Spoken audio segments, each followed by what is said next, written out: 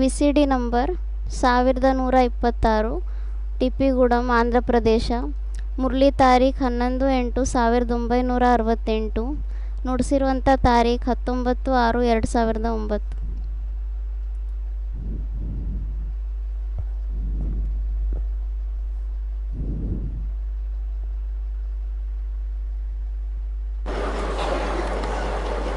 ओम शांति।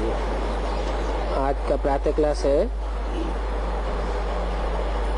11 अगस्त 1968।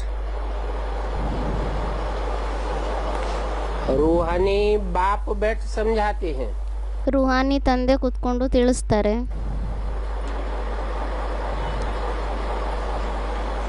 समझाने वाला बेहद का जिस्मानी बाप नहीं है। ತಿಳಿಸೋಂಥವ್ರು ಬೇಹದ್ದಿನ ಜಿಸ್ಮಾನಿ ತಂದೆ ಆಗಿಲ್ಲ. समझाने वाला रूहानी बाप है ತಿಳಿಸೋಂಥವ್ರು ರೂಹಾನಿ ತಂದೆ ಆಗಿದ್ದಾರೆ. और बेहद का बाप भी है। ಮತ್ತೆ ಬೇಹದ್ದಿನ ತಂದೆನೂ ಆಗಿದ್ದಾರೆ.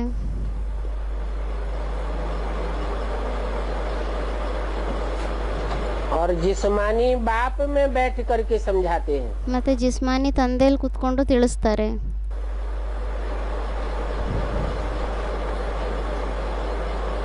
उस रूहानी बाप का नाम क्या है? ಈ ರೂಹಾನಿ ತಂದೆ ಹೆಸರೇನಾಗಿದೆ?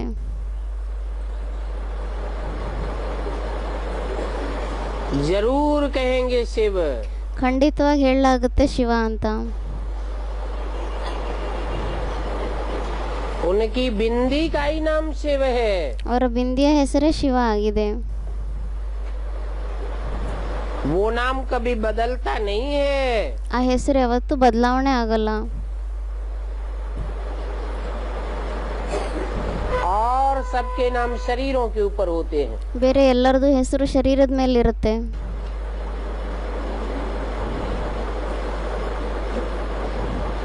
शिव बाप भी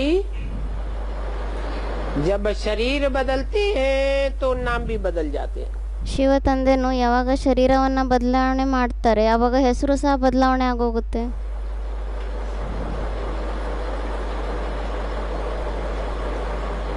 वो सभी का रूहानी बाप है।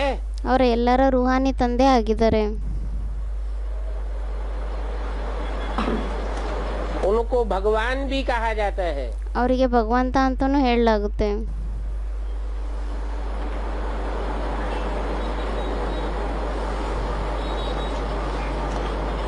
इनको नहीं, ಇವರಿಗಲ್ಲ.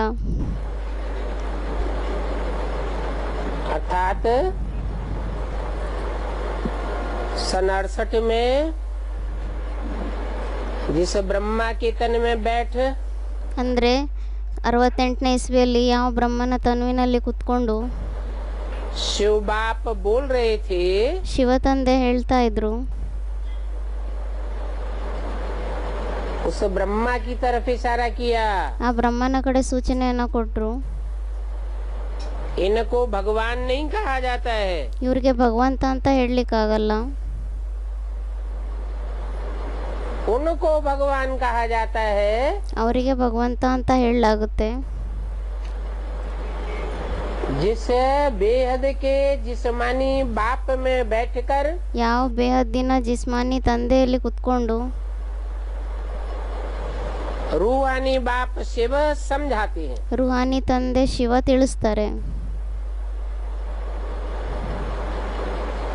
तुम बच्चों में भी नंबरवार पुरुषार्थ अनुसार ही समझते हैं। ನೀವು ಮಕ್ಕಳಲ್ಲೂ ಸಹ ನಂಬರ್ ವಾರ್ ಪುರುಷಾರ್ಥದ ಅನುಸಾರವಾಗಿ ತಿಳ್ಕೊಂತಾರೆ.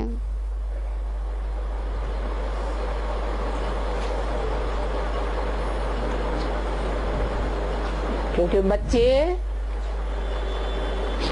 नंबरवार आत्माभिमानी हैं। ಯಾಕೆಂದ್ರೆ ಮಕ್ಕಳು ನಂಬರ್ ವಾರ್ ಆತ್ಮಾಭಿಮಾನಿಗಳಾಗಿದ್ದಾರೆ. नंबरवार देह अभिमानी हैं। ನಂಬರ್ ವಾರ್ ದೇಹಾಭಿಮಾನಿನೂ ಆಗಿದ್ದಾರೆ. जितना आत्माभिमानी होकर रहते हैं ಎಷ್ಟೋ ಆತ್ಮಾಭಿಮಾನಿಗಳಾಗಿರ್ತಾರೆ उतना ही समझते हैं। ಅಷ್ಟೇ ತಿಳ್ಕೊಂತಾರೆ.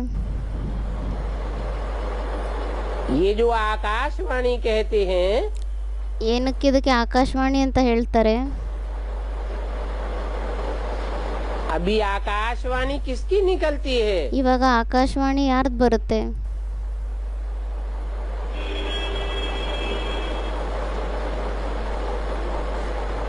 ये मुख में जो पोलार है, ಈ ಮುಖದಲ್ಲಿ ಏನು ಪೋಲಾರ್ ಇದೆ, वहाँ से आकाशवाणी निकलती है। ಅಲ್ಲಿಂದ ಆಕಾಶವಾಣಿ ಬರುತ್ತೆ. पोलार को आकाश कहा जाता है ना। ಈ ಪೋಲಾರ್ಗೆ ಆಕಾಶ ಅಂತ ಹೇಳಲಾಗುತ್ತೆ ಅಲ್ವಾ?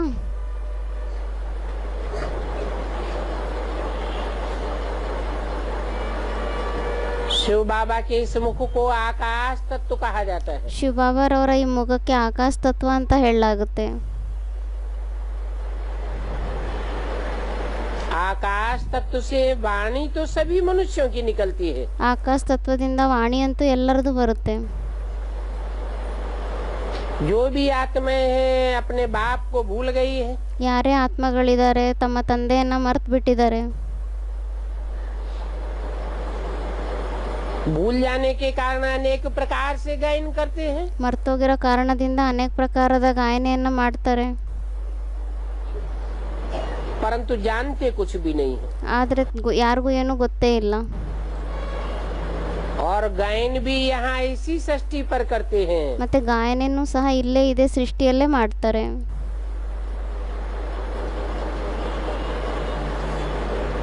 गायन करते हैं उनकी भावना के अनुसार।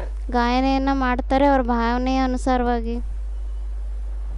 सभी कामनाएं भी पूरी होती हैं। ಎಲ್ಲ ಮನೋಕಾಮನೆನೂ ಪೂರ್ತಿ ಆಗುತ್ತೆ. और यहाँ इस दुनिया में तो बहुत कामनाएं रहती हैं। ಮತ್ತೆ ಇಲ್ಲಿ ಪ್ರಪಂಚದಲ್ಲಂತೂ ತುಂಬಾ ಕಾಮನೆಗಳಿರುತ್ತೆ. बरसात नहीं पड़ती है तो यज्ञ रचते हैं। ಮಳೆ ಬರಲಿಲ್ಲ ಅಂದ್ರೆ ಯಜ್ಞಗಳನ್ನ ರಚನೆ ಮಾಡ್ತಾರೆ.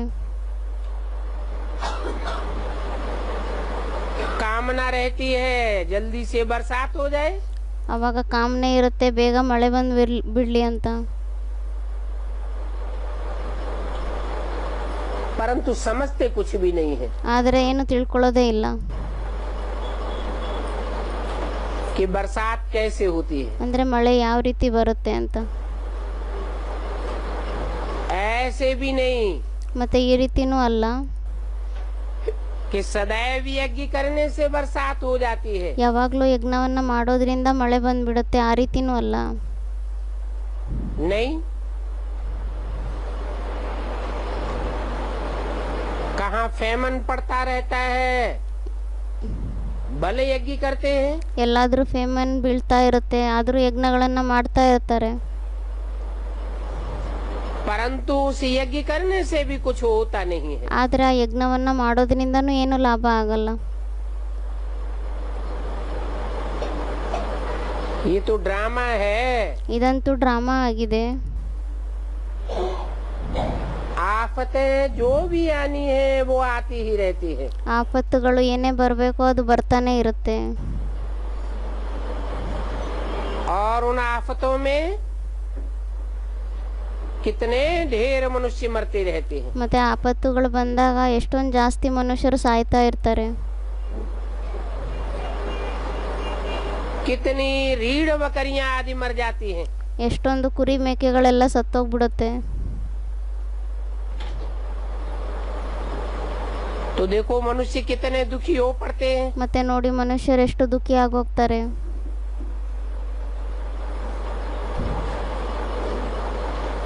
क्या बरसात को बंद करने के लिए भी यज्ञ रचते हैं? ಅದಕ್ಕೆ ಬಾಬಾ ಕೇಳ್ತಾ ಇದ್ದಾರೆ ಏನ್ ಮಳೆನ ನಿಲ್ಲಿಸ್ಲಿಕ್ಕೋಸ್ಕರನೂ ಏನಾದ್ರೂ ಯಜ್ಞವನ್ನ ಮಾಡ್ತಾರಾ?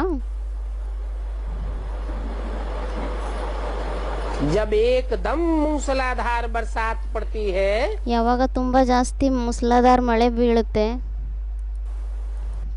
ಒಣಕೆ ಮಳೆ ಯಾವಾಗ ಬೀಳುತ್ತೆ तो फिर यज्ञ रचेंगे। ಅವಾಗ ಮತ್ತೆ ಯಜ್ಞವನ್ನ ರಚನೆ ಮಾಡ್ತಾರೆ. इन सभी बातों को अभी तुम बच्चे समझते हो। ಇವಾಗ ಈ ಎಲ್ಲ ಮಾತುಗಳನ್ನ ನೀವು ಮಕ್ಕಳೇ ತಿಳ್ಕೊಂತೀರಾ.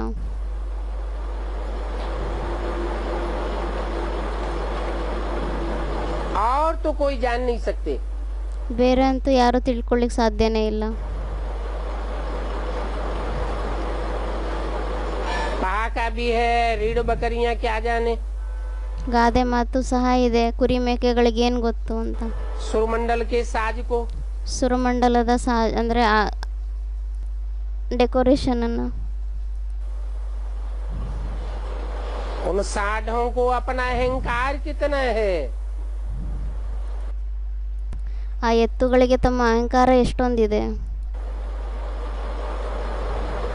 ये अक्षर मनुष्यों के लिए ही निकलते हैं। ಈ ಅಕ್ಷರ ಅಂತೂ ಮನುಷ್ಯರಿಗೋಸ್ಕರನೇ ಬರುತ್ತೆ.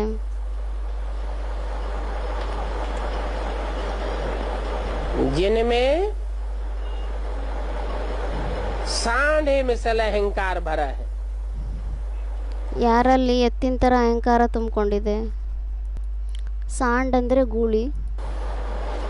बंदरों के मिसल गुरुर गुरुर करते रहते हैं। ಕೋತಿಗಳ ಥರ ಗುರೂರ್ ಗುರೂರ್ ಅಂತ ಇರ್ತಾರೆ. ये बाप खुद बैठ समझाते हैं। ಈ ಮಾತನ್ನ ತಂದೆ ಸ್ವಯಂ ಕುತ್ಕೊಂಡು ತಿಳಿಸ್ತಾರೆ.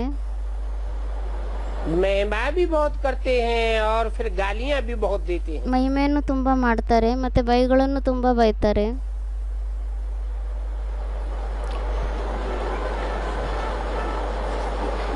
तुम तो वंडर खाते हो। ನೀವಂತೂ ಆಶ್ಚರ್ಯ ಅನ್ಕೊಂತೀರಾ. बाबा की ग्लानी कब से शुरू हुई। ಬಾಬನ ನಿಂದನೆ ಯಾವಾಗಿನಿಂದ ಆರಂಭ ಆಗಿದೆ. जब से रावण राज्य शुरू हुआ, विकार में गए। ಯಾವಾಗಿನಿಂದ ರಾವಣ ರಾಜ್ಯ ಆರಂಭ ಆಯ್ತು, ವಿಕಾರದಲ್ಲಿ ಹೋದ್ರಿ,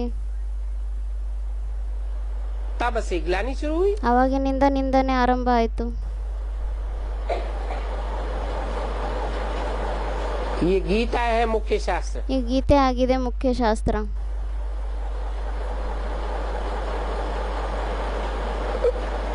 उस मुख्य शास्त्र में ही पढ़ा ಆ ಮುಖ್ಯ ಶಾಸ್ತ್ರದಲ್ಲೇ ಓದಿದರೆ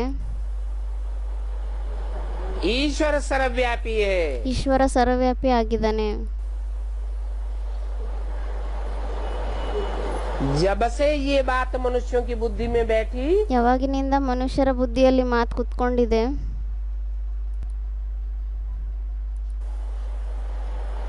तब से ही गिरने लग पड़े। ಆವಾಗಿನಿಂದನೇ ಬೀಳ್ಲಿಕ್ಕೆ ಆರಂಭ ಆಯಿತು. क्योंकि बुद्धि को ठिकाना तो रहा नहीं। ಯಾಕೆಂದ್ರೆ ಬುದ್ಧಿಗೆ ಒಂದು ಸ್ಥಾನ ಅಂತೂ ಇರಲೇ ಇಲ್ಲ. सर्वव्यापी है तो बुद्धि कहाँ ठिकाने लगेगी। ಸರ್ವವ್ಯಾಪಿ ಆಗಿದ್ರೆ ಬುದ್ಧಿ ಎಲ್ಲಿ ಸ್ಥಿರ ಆಗಿರುತ್ತೆ. गायन भी है, निंदा हमारी जो करे मित्र हमारा सोए। ಗಾಯನೇನು ಸಹ ಇದೆ ಅಲ್ವಾ, ಯಾರು ನಮ್ಮ ನಿಂದನೆಯನ್ನು ಮಾಡ್ತಾರೋ ಅವರೇ ನಮ್ಮ ಮಿತ್ರರಾಗಿದ್ದಾರೆ ಅಂತ. अभी सबसे जास्ती हमारी ग्लानि किसने की है। ಇವಾಗ ಎಲ್ಲರಿಗಿಂತ ಜಾಸ್ತಿ ನಿಂದನೆಯನ್ನು ನಮ್ದು ಯಾರು ಮಾಡಿದ್ದಾರೆ.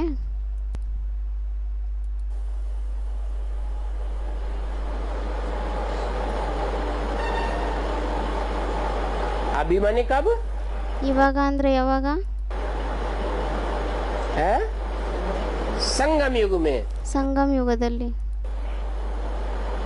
संगम युग में सबसे जास्ती हमारी ग्लानि किसने की है। ಸಂಗಮ ಯುಗದಲ್ಲಿ ಎಲ್ಲರಿಗಿಂತ ಜಾಸ್ತಿ ನಮ್ಮ ನಿಂದನೆಯನ್ನು ಯಾರು ಮಾಡಿದ್ದಾರೆ.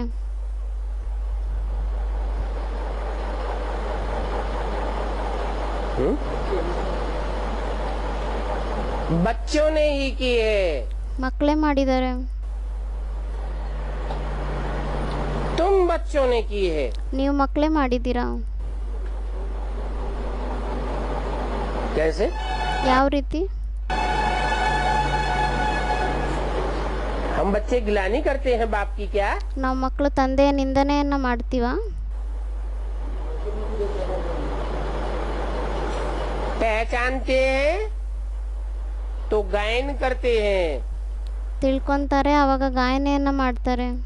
और फिर माया रावण फाइनल परीक्षा तक पूरा भुलाए देती है। ಮತ್ತೆ ಮಾಯ ರಾವಣ ಫೈನಲ್ ಪರೀಕ್ಷೆವರೆಗೂ ಪೂರ್ತಿ ಮರೆತಿಸ್ಬಿಡುತ್ತೆ. तो ग्लानि करने लग पड़ते हैं। ಅವಾಗ ಮತ್ತೆ ನಿಂದನೆಯನ್ನು ಮಾಡಲಿಕ್ಕೆ ಆರಂಭ ಮಾಡ್ತಾರೆ.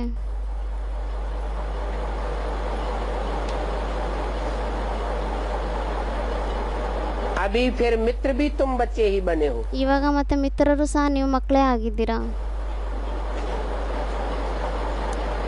यूं ग्लानि तो सारी दुनिया करती है, ಹಾಗಂತೂ ನಿಂದನೆ ಅಂತೂ ಇಡೀ ಪ್ರಪಂಚನೇ ಮಾಡುತ್ತೆ.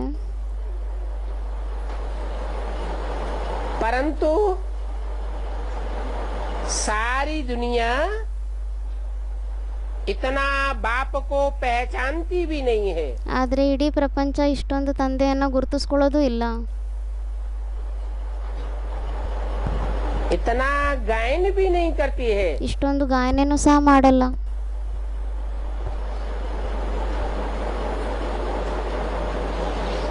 तो ग्लानि करने वालों में भी नंबर 1 तुम हो. ಮತ್ತೆ ನಿಂದನೆಯನ್ನ ಮಾಡೋದ್ರಲ್ಲೂ ಸಹ ನಂಬರ್ 1 ನೀವೇ ಆಗಿದ್ದೀರಾ. फिर तुम ही मित्र अर्थात बच्चे बनते हो. ನೀವೇ ಮತ್ತೆ ಮಿತ್ರರು ಅಂದ್ರೆ ಮಕ್ಕಳಾಗ್ತೀರಾ. तो देखो वंडरफुल बात है. ಮತ್ತೆ ನೋಡಿ ವಂಡರ್ಫುಲ್ ಮಾತಾಗಿದೆ. जो ग्लानि करते हैं वो ही मित्र बन जाते हैं. ಯಾರು ನಿಂದನೆಯನ್ನ ಮಾಡ್ತಾರೆ ಅವರೇ ಮಿತ್ರರಾಗೋಗ್ತಾರೆ. सबसे नजदीक वाले मित्र हैं. ಎಲ್ಲರಿಗಿಂತ ಹತ್ರ ಇರೋರೇ ಮಿತ್ರರಾಗಿದ್ದಾರೆ. मेरे बच्चे, ನನ್ನ ಮಕ್ಕಳು.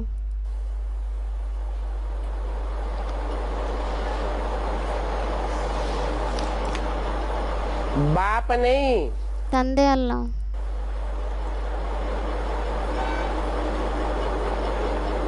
मित्र सबसे जास्ती बच्चे हैं. ಮಿತ್ರರಂತೂ ಎಲ್ಲರಿಗಿಂತ ಜಾಸ್ತಿ ಮಕ್ಕಳೇ ಆಗಿದ್ದಾರೆ.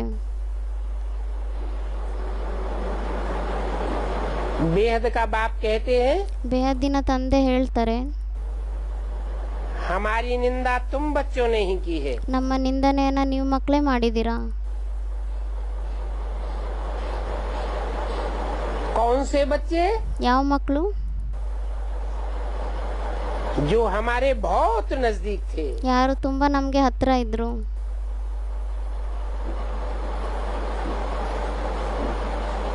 जिनको हमने राज भाग दिया था. ಯಾರಿಗೆ ನಾವು ರಾಜ್ಯ ಭಾಗವನ್ನ ಕೊಟ್ಟಿದ್ವಿ.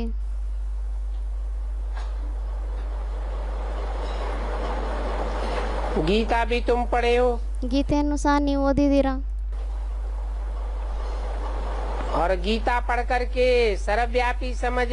ಮತ್ತೆ ಗೀತೆಯನ್ನ ಓದ್ಬಿಟ್ಟು ಸರ್ವವ್ಯಾಪಿ ಅಂತ ತಿಳ್ಕೊಂಡು ग्लानि भी तुमने की है. ನಿಂದನೆಯನ್ನು ಸಹ ನೀವೇ ಮಾಡಿದ್ದೀರಾ. तो तुम ही मित्र ठहरे. ಮತ್ತೆ ನೀವೇ ಮಿತ್ರರಾಗಿದ್ದೀರಾ. तुम अपकार भी करते हो. ನೀವು ಅಪಕಾರವನ್ನು ಮಾಡ್ತೀರಾ.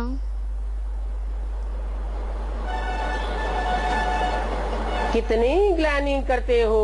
ಎಷ್ಟೊಂದು ನಿಂದನೆಯನ್ನ ಮಾಡ್ತೀರಾ. फिर बाप तुम पर उपकार करते हैं. ಮತ್ತೆ ತಂದೆ ನಿಮ್ಮ ಮೇಲೆ ಉಪಕಾರವನ್ನ ಮಾಡ್ತಾರೆ.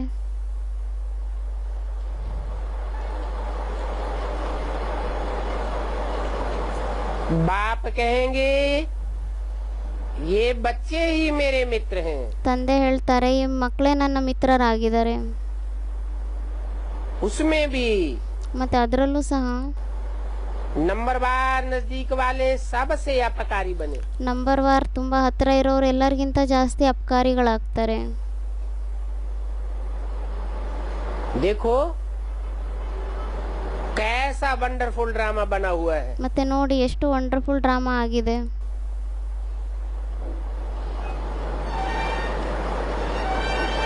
ये है विचार सागर मंथन करने की बातें. ಇದಂತೂ ಆಗಿದೆ ವಿಚಾರ ಸಾಗರ ಮಂಥನೆಯನ್ನ ಮಾಡುವಂತ ಮಾತುಗಳು.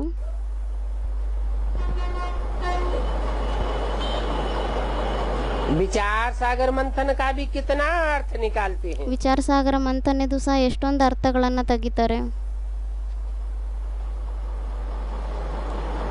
कोई समझ भी नहीं सकता.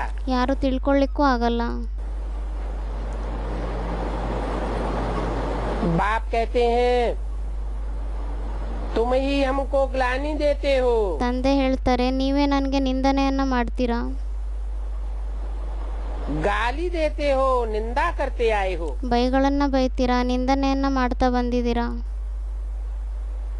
और अभी देखो मैं तुम पर कितना उपकार करता हूँ. ಮತ್ತೆ ಇವಾಗ ನೋಡಿ ನಾನು ನಿಮ್ಮ ಮೇಲೆ ಎಷ್ಟು ಉಪಕಾರವನ್ನ ಮಾಡ್ತೀನಿ.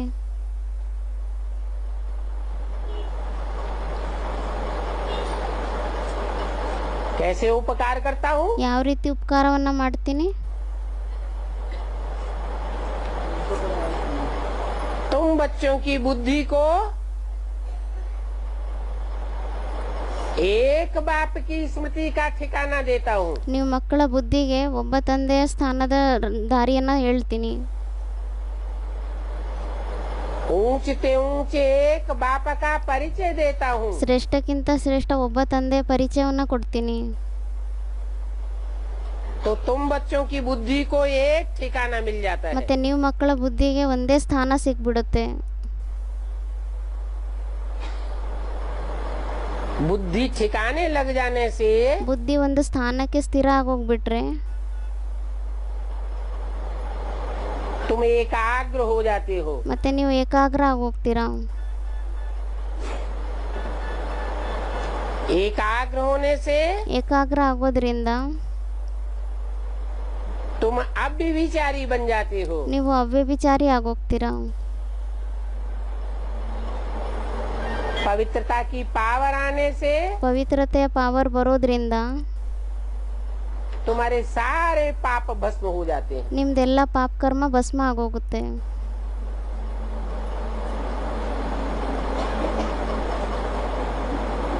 तो देखो मैं तुम पर कितना उपकार करता हूँ। ಮತ್ತೆ ನೋಡಿ ನಾನು ನಿಮ್ಮ ಮೇಲೆ ಎಷ್ಟು ಉಪಕಾರವನ್ನ ಮಾಡ್ತೀನಿ. फिर तुम ही मेरे को सर्वव्यापी कहते हो। ಮತ್ತೆ ನೀವೇ ನನಗೆ ಸರ್ವವ್ಯಾಪಿ ಅಂತ ಹೇಳ್ತೀರಾ.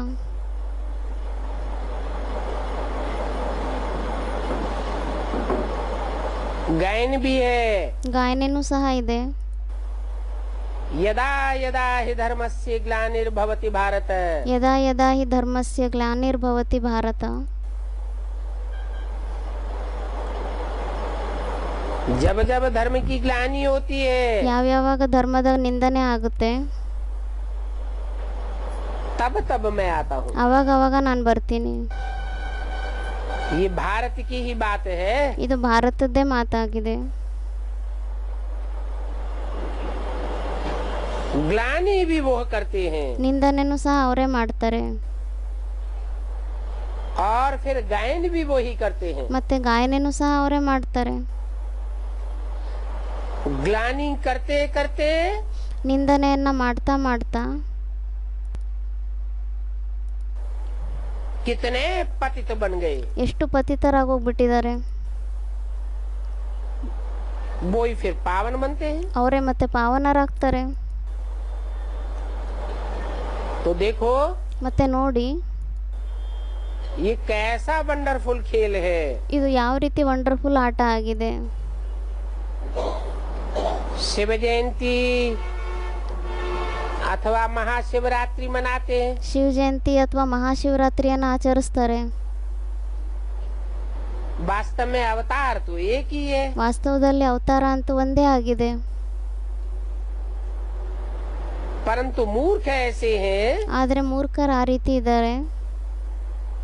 जो इतनी ग्लानि करने से पेट नहीं भरता। ಅವ್ರು ಇಷ್ಟೊಂದು ನಿಂದನೆ ಮಾಡೋದ್ರಿಂದನೂ ಹೊಟ್ಟೆನೆ ತುಂಬಲ್ಲ. तो युग युगे अवतार कह दिया है। ಅದಕ್ಕೆ ಮತ್ತೆ ಯುಗೆ ಯುಗೆ ಅಂತ ಅವತಾರ ತಗೊಂಡ್ರು ಅಂತ ಹೇಳ್ಬಿಡ್ತಾರೆ. हर युग में अवतार लेते हैं। ಪ್ರತಿಯೊಂದು ಯುಗದಲ್ಲಿ ಅವತಾರವನ್ನ ತಗೊಂತಾರೆ. और फिर ठिक्कर भित्तर में ठोक देते हैं। ಮತ್ತೆ ಕಲ್ಲಲ್ಲಿ ಮಣ್ಣಲ್ಲಿ ಎಲ್ಲ ಹೇಳ್ಬಿಡ್ತಾರೆ. जानवरों में भी मेरे को व्यापी कर देते हैं। ಪ್ರಾಣಿಗಳಲ್ಲೂ ಸಹ ನನಗೆ ವ್ಯಾಪಿಯನ್ನಾಗಿ ಮಾಡಿಬಿಡ್ತಾರೆ. बाप डोरापा देते हैं। ತಂದೆ ಈ ರೀತಿ ಬೈತಾರೆ. गीता पाठी पहला श्लोक पढ़ते हैं यदा यदा हि धर्मस्य। ಯಾರು ಗೀತಾ ಪಾಠಿಗಳಾಗಿರ್ತಾರೆ ಅವರು ಮೊಟ್ಟ ಮೊದಲನೇ ಶ್ಲೋಕವನ್ನು ಓದ್ತಾರೆ ಯದಾ ಯದಾ ಹಿ ಧರ್ಮಸ್ಯ ಅಂತ. परंतु ये किसने कहा? ಮತ್ತೆ ಈ ಮಾತನ್ನ ಯಾರು ಹೇಳ್ತಾರೆ? कि जब जब धर्म की ग्लानि होती है तब तब मैं आता हूँ। ಯಾವ್ಯಾವ ಸಮಯದಲ್ಲಿ ಧರ್ಮದ ನಿಂದನೆ ಆಗುತ್ತೆ ಆವಾಗ ನಾನು ಬರ್ತೀನಿ ಅಂತ. उसका नाम पता ठिकाना तो बताना चाहिए। ಅದರ ಹೆಸರು ಅಡ್ರೆಸ್ಸು ಸ್ಥಾನ ಎಲ್ಲ ಹೇಳಬೇಕಾಗಿದೆ ಅಲ್ವಾ? कहते हैं सर्वव्यापी। ಹೇಳ್ತಾರೆ ಸರ್ವವ್ಯಾಪಿ ಅಂತ. तो देखो सबसे जास्ती ग्लानि तुम बच्चों ने की है। ಮತ್ತೆ ನೋಡಿ, ಎಲ್ಲರಿಗಿಂತ ಜಾಸ್ತಿ ನಿಂದನೆಯನ್ನ ನೀವು ಮಕ್ಕಳೇ ಮಾಡಿದ್ದೀರಾ. और सबसे अच्छे मित्र भी तुम बच्चे ही हो। ಮತ್ತೆ ಎಲ್ಲರಿಗಿಂತ ಒಳ್ಳೆ ಮಿತ್ರರು ನೀವು ಮಕ್ಕಳೇ ಆಗಿದ್ದೀರಾ. प्यारे से प्यारे बाप के बच्चे ही होते हैं। ತುಂಬಾ ಪ್ರಿಯರಾಗಿರುವಂತ ಮಕ್ಕಳು ತಂದೆಗೆ ಆಗಿರ್ತಾರೆ. ये भी कहता है मेरे प्यारे बच्चे। ಇವರು ಸಹ ಹೇಳ್ತಾರೆ ನನ್ನ ಪ್ರಿಯ ಮಕ್ಕಳೇ ಅಂತ. कोई से भी बात करेंगे तो बच्चे बच्चे ही कहेंगे। ಯಾರ ಹತ್ರ ಮಾತಾಡಿದ್ರೇನು ಮಕ್ಕಳೇ ಮಕ್ಕಳೇ ಅಂತಾನೆ ಹೇಳ್ತಾರೆ ಅಲ್ವಾ? तुम्हारे मुख से कब ऐसे बच्चे बच्चे शब्द नहीं निकलेगा। ನಿಮ್ಮ ಮುಖದಿಂದ ಯಾವತ್ತೂ ಈ ರೀತಿ ಮಕ್ಕಳೇ ಮಕ್ಕಳೇ ಅಂತ ಶಬ್ದ ಬರೋದಿಲ್ಲ.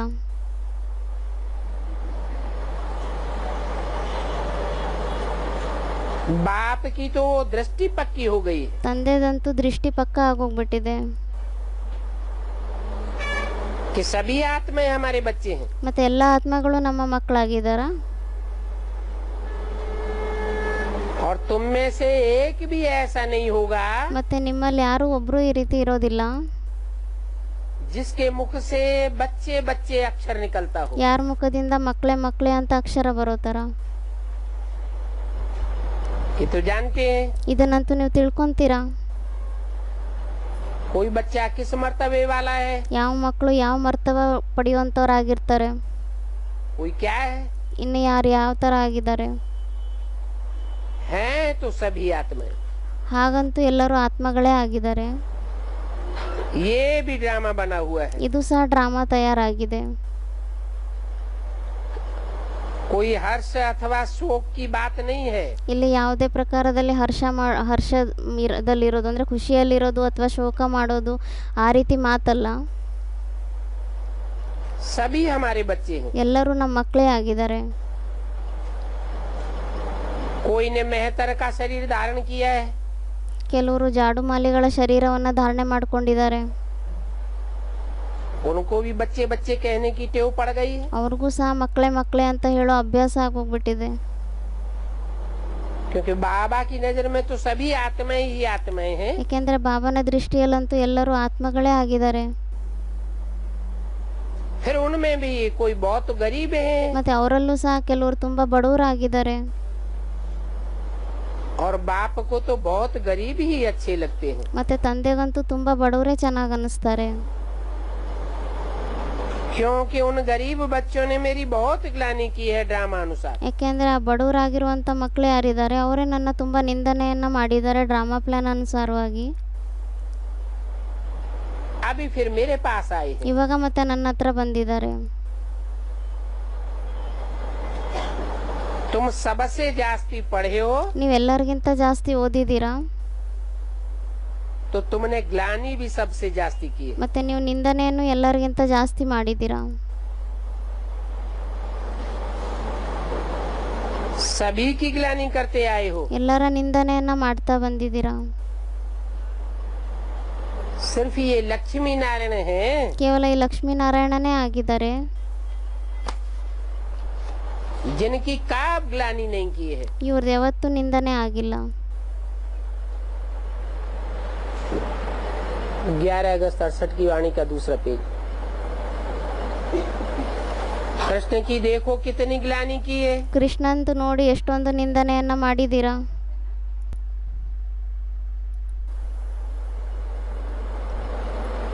वंडरफुल बात है। ವಂಡರ್ಫುಲ್ ಮಾತಾಗಿದೆ. कृष्ण बचपन का नाम, ಕೃಷ್ಣ ಬಾಲ್ಯಾವಸ್ಥೆಯ ಹೆಸರಾಗಿದೆ. बचपन में तो महात्मा होता है। ಬಾಲ್ಯಾವಸ್ಥೆಯಲ್ಲಂತೂ ಮಹಾತ್ಮ ಆಗಿರ್ತಾರೆ. तो कृष्ण की ग्लानि करते हैं और नारायण की कोई ग्लानि नहीं। ಮತ್ತೆ ಕೃಷ್ಣನ ನಿಂದನೆಯನ್ನ ಮಾಡ್ತಾರೆ, ಮತ್ತೆ ನಾರಾಯಣಂದಂತೂ ಏನು ನಿಂದನೆನೇ ಇಲ್ಲ.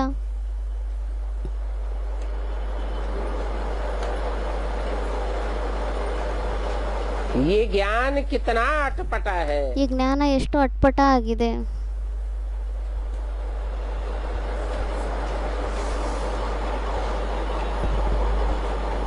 क्या कारण हुआ ಏನು ಕಾರಣ ಆಯಿತು? है?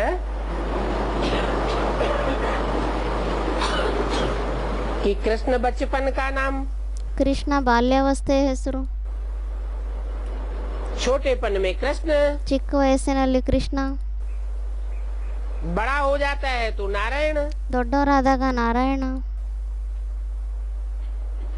बड़ेपन की ग्लानि नहीं करते हैं और छोटेपन की इतनी ग्लानि। ದೊಡ್ಡ ವಯಸ್ಸಿಂದ ಏನು ನಿಂದನೆ ಮಾಡಲ್ಲ, ಆದರೆ ಬಾಲ್ಯಾವಸ್ಥೆದ ಎಷ್ಟೊಂದು ನಿಂದನೆ ಮಾಡ್ತಾರೆ। कोई कारण तो हुआ होगा। ಏನಾದರೂ ಕಾರಣ ಅಂತೂ ಇರುತ್ತೆ ಅಲ್ವಾ?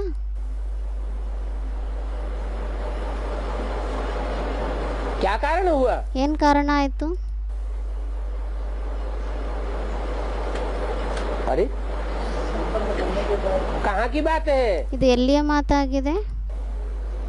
बचपन की बात है। ಬಾಲ್ಯಾವಸ್ಥೆಯ ಮಾತಾಗಿದೆ, वो तो है, ಅದಂತೂ ಆಗಿದೆ। लेकिन बचपने पुरुषार्थ की बात है। ಆದರೆ ಬಾಲ್ಯಾವಸ್ಥೆಯಲ್ಲಿರೋ ಪುರುಷಾರ್ಥದ ಮಾತಾಗಿದೆ, संगम युग की बात है। ಸಂಗಮ ಯುಗದ ಮಾತಾಗಿದೆ। संगम युग में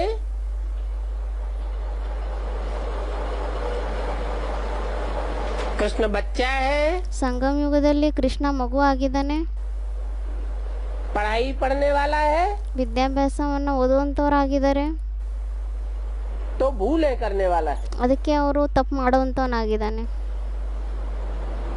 पढ़ाई पूरी होती है, ವಿದ್ಯಾಭ್ಯಾಸ ಪೂರ್ತಿ ಆಗುತ್ತೆ, परिपक्व स्टेज आती है पुरुषार्थ की, ಪುರುಷಾರ್ಥದ ಪರಿಪಕ್ವ ಸ್ಟೇಜ್ ಬರುತ್ತೆ, तो भूले करना बंद हो जाता है। ಆವಾಗ ತಪ್ಪು ಮಾಡೋದನ್ನ ನಿಲ್ಲಿಸ್ಬಿಡ್ತಾರೆ।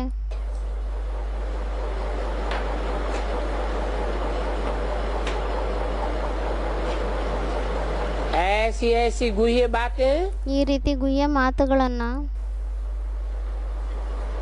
जो भेड़ बकरियां हैं वो थोड़ा ही समझेंगी। ಯಾರು ಕುರಿ ಮೇಕೆಗಳಾಗಿದ್ದಾರೆ ಅವ್ರೇನು ತಿಳ್ಕೊಂತಾರ?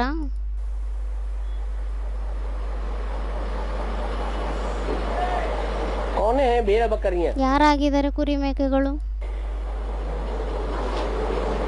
है बेसिक ज्ञान में ಬೇಸಿಕ್ ಜ್ಞಾನದಲ್ಲಿ वो सब भेड़ बकरियां हैं। ಅವರೆಲ್ಲ ಕುರಿ ಮೇಕೆಗಳಾಗಿದ್ದಾರ? वो इन बातों को नहीं समझती हैं ಅವ್ರು ಈ ಮಾತುಗಳನ್ನ ತಿಳ್ಕೊಳ್ಳೋದೇ ಇಲ್ಲ। कि शास्त्रों में जो भी ग्लानि अथवा गायन है ಶಾಸ್ತ್ರಗಳಲ್ಲಿ ಏನೇ ನಿಂದನೆ ಇದೆ, ಗಾಯನೆ ಇದೆ, वो संगम युग का है। ಅದೆಲ್ಲ ಸಂಗಮ ಯುಗದ್ದೇ ಆಗಿದೆ। सतयुग त्रेता द्वापर कलयुग की बात नहीं है। ಸತ್ಯುಗ್, ತ್ರೇತಾ, ದ್ವಾಪರ, ಕಲಿಯುಗದ ಮಾತಲ್ಲ। और न उन चारों युगों में भगवान आकर के जन्म लेते हैं। ಮತ್ತೆ ಆ 4 ಯುಗದಲ್ಲಿ ಭಗವಂತ ಬಂದ್ಬಿಟ್ಟು ಜನ್ಮನೂ ತಗೊಳಲ್ಲ, न प्रत्यक्षता रूपी जन्म लेते हैं। ಮತ್ತೆ ಪ್ರತ್ಯಕ್ಷ ರೂಪಿ ಜನ್ಮನೂ ತಗೊಳಲ್ಲ। इन बातों को समझने के लिए तो ಈ ಮಾತುಗಳನ್ನ ತಿಳ್ಕೊಳ್ಳಿಕ್ಕೋಸ್ಕರ ಅಂತೂ सोने का बुद्धि रूपी बर्तन चाहिए। ಚಿನ್ನದ ಬುದ್ಧಿ ರೂಪಿ ಪಾತ್ರೆ ಬೇಕಾಗಿದೆ।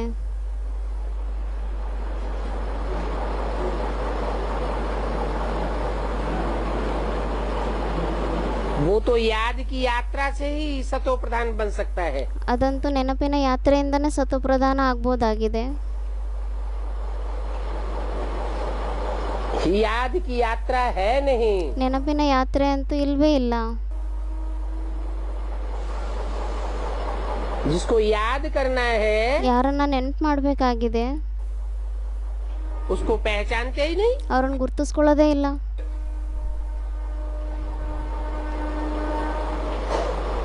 नाम रूप गुण धाम जानते ही नहीं। ಹೆಸರು, ರೂಪ, ಗುಣ, ಧಾಮ ಏನು ತಿಳ್ಕೊಂಡಿಲ್ಲ।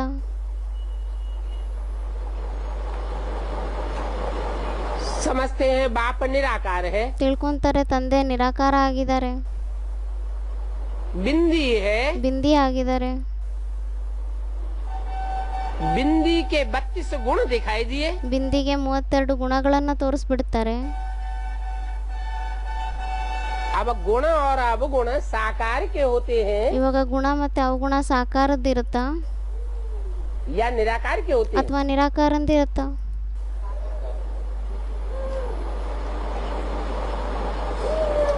इतनी भी बुद्धि नहीं है। ಇಷ್ಟು ಸಹ ಬುದ್ಧಿನೇ ಇಲ್ಲ.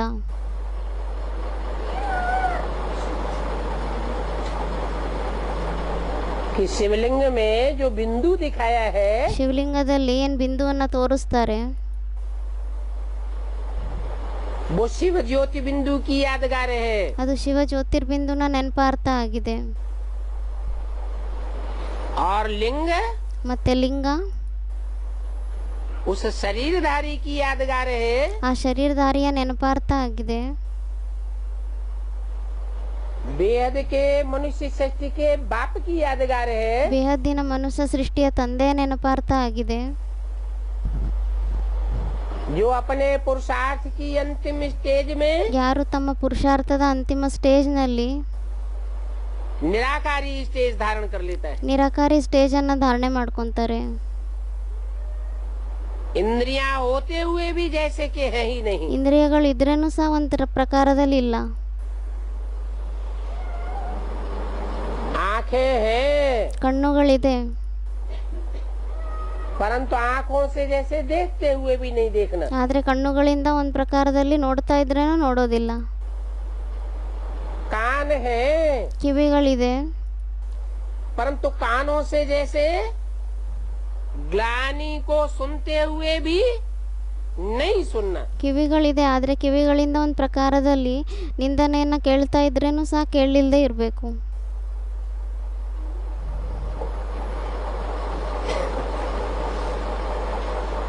ऐसी याद की यात्रा की विशेषता है। ಈ ರೀತಿ ನೆನಪಿನ ಯಾತ್ರೆಯ ವಿಶೇಷತೆ ಆಗಿದೆ.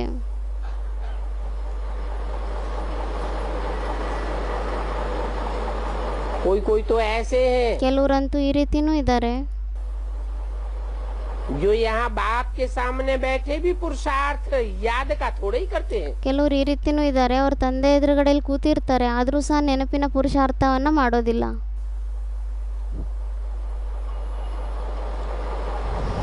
ये थोड़ा ही समझते हैं कि हम बिंदी बहुत छोटी आत्मा है। ಈ ರೀತಿ ಏನಾದರೂ ತಿಳ್ಕೊಂತಾರ, ನಾವು ಬಿಂದಿ ಆಗಿದ್ದೀವಿ, ತುಂಬಾ ಚಿಕ್ಕ ಆತ್ಮ ಆಗಿದ್ದೀವಿ.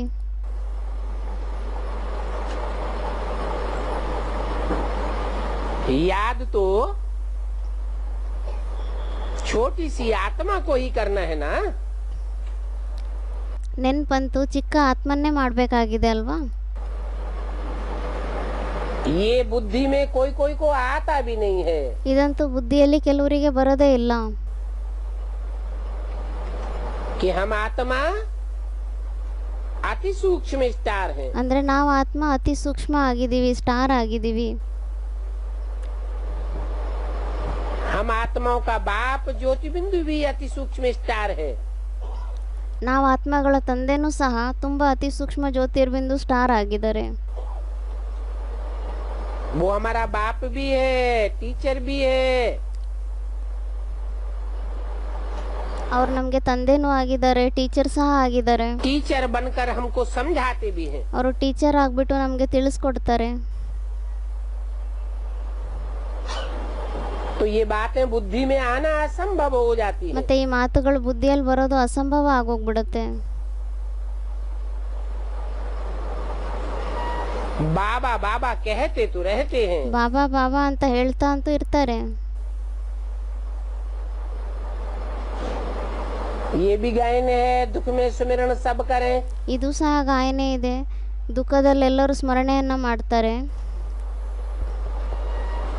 भगवान वाच भी है, दुख में सभी याद करते हैं। ಭಗವಾನ್ ವಾಚ್ ಸಹ ಆಗಿದೆ, ದುಃಖದಲ್ಲೆಲ್ಲರೂ ನೆನ್ಪು ಮಾಡ್ತಾರೆ, सुख में कोई याद नहीं करता। ಸುಖದಲ್ಲಿ ಯಾರು ನೆನ್ಪು ಮಾಡಲ್ಲ.